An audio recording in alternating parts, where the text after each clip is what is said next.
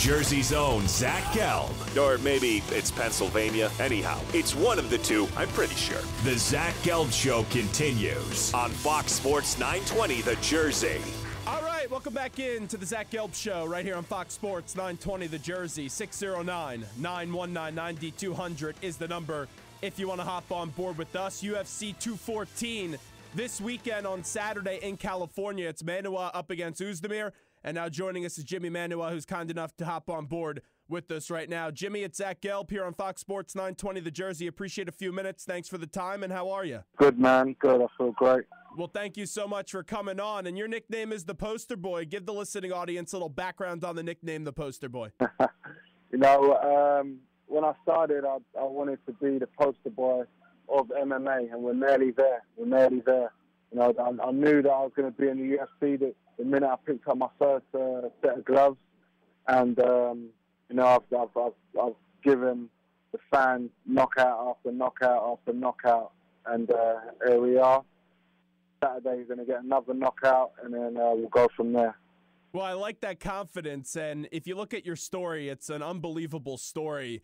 You were in the car rental business, and then you took up MMA and UFC, and now you've turned into this excellent fighter. Give me a little bit on the background of your story, where you were and not really having an interest in this, and then you developed that interest, and now you've been pretty successful. Yeah, that's right. I was actually born in California, then I moved back to Nigeria when I was like 3 years old. Then I moved to London when I was 10. I had my fair share of trouble as a kid, as a teenager growing up, and then that was it. Then in my mid-20s, that's when I first watched UFC, and at that time, I wasn't really interested in fighting or anything. I was more interested in going to the gym and stuff like that. And then when I was 28, I finally walked into a gym, and the rest is history. I had my first professional fight 3 months.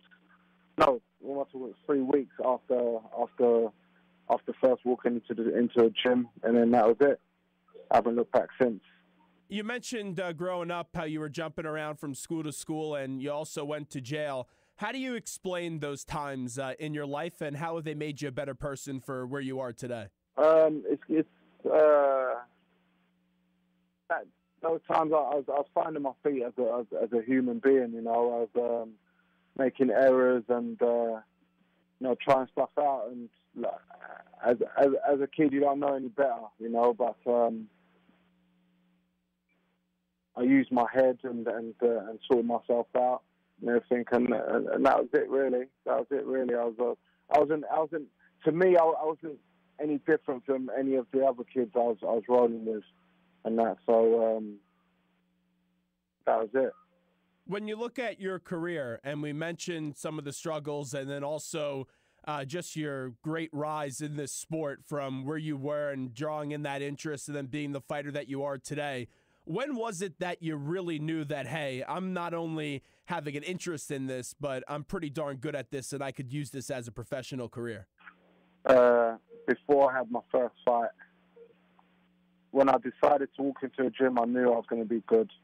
Because being 28 years old, I knew that is what I wanted to do, and I decided to do it, and here we are. I had that confidence, I knew I had the knockout power. I knew that I was going to be good. All I had to do was just learn the skills, and that was it. Here we are. Talking to Jimi Manuwa right now on the Zach Gelb Show, Fox Sports 920 The Jersey, UFC 214 this Saturday in California. Tell me a little bit about the opponent coming up this weekend in Oezdemir. I know you said you want to knock him out, which is always the goal, but what do you need to do to have that success on Saturday night? No, I just need to hit him. I just need to hit him and catch him clean, and that's it. He's a good K1 fighter, and he's made a name for himself in the 2 fights that he's had. He's beat 2 top 10 opponents. He's now ranked in the top 5, and that's it, really. Man. He's just, to me, he's just another opponent. He's just another body what's got to get bodied, and that's it. He's trained hard. I've trained hard. and we shall see who has more firepower coming into the fight. When you're training for a fight, break us down and take us through what you're doing behind the scenes to get ready for this fight on Saturday. What's your training regimen? Do you know what? It's just learning new stuff, getting fight fit, fight ready, lots of sparring, lots of bad situations, getting out of bad situations and learning and that. And then lastly, just getting fit and staying sharp and that. And that's it really. It's not anything exciting. Just learning, staying sharp and getting fit. Now, excuse my ignorance on this subject. When it comes to being a UFC fighter, you're 37, your opponent is 27. How much does age factor into this type of fight? I don't think it's any factor. Because I feel fresh.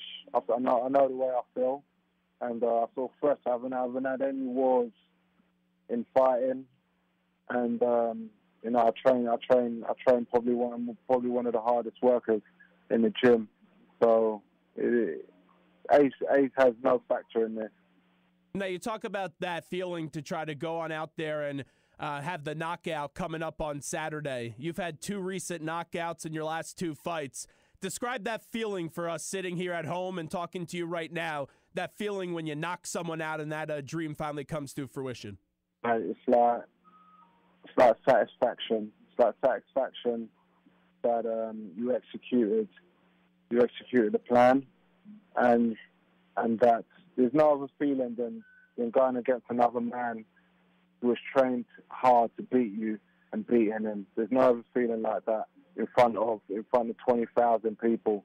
There's no other feeling like that, So I look forward to having that feeling on Saturday.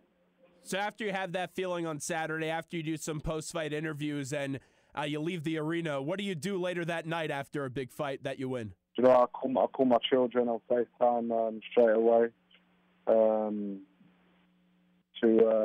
let them know Daddy's okay, and that's it. You just look at all the aftermath and everything, and I don't really like celebrating too much, until I get the belt. Then that's when I'll celebrate. But I don't really like celebrating too much. A win's a win, and it's going to be on to the next one for me. It's a job for us. Wrapping up with Jimi Manuwa right now. We'll be fighting on Saturday, UFC 214. Daniel Cormier is also on this main card, and you've had some choice words for him, calling him a fat effing wrestler and also a bully. Give me the background on that and where this hatred does come for one Daniel Cormier by yourself.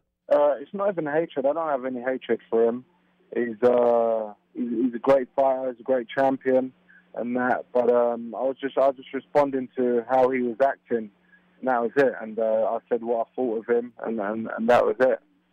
When are you going to get a chance to fight him? Do you think that's in the works? Maybe you get to fight him soon.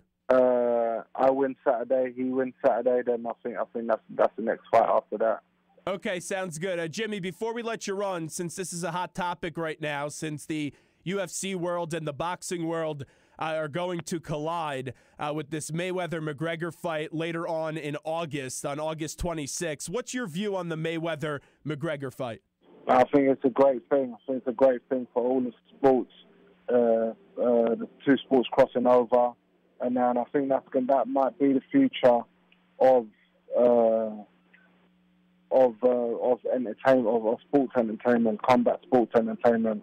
2 sports crossing over and stuff, and mate, it's big, man. There's big money in boxing and that, and I look forward to actually being a part of that. How do you think you would do as a boxer? I'm looking forward to fighting David Haye. So that's a fight that we're trying to make in the future, and that possibly beginning of next year. And now we've actually had talks and everything. So, as a boxer, I think that I actually wanted to do boxing before I did MMA. So that was it. But mate, I think David Haye will not last 6 rounds with me. Well, let me just take that a step further, because people look at this fight when the boxing world and the UFC world collide. And people like myself, they don't believe that Conor McGregor is going to be very competitive in this fight. How would you make the case for Conor McGregor? Why should people believe that he has a chance to win this fight coming up in August? Because in combat sports, when you have two trained athletes who are good at striking, I think anything can happen. And I think Conor's going to do good work in this fight, and I think he does actually has a big chance of catching Mayweather and shocking the world.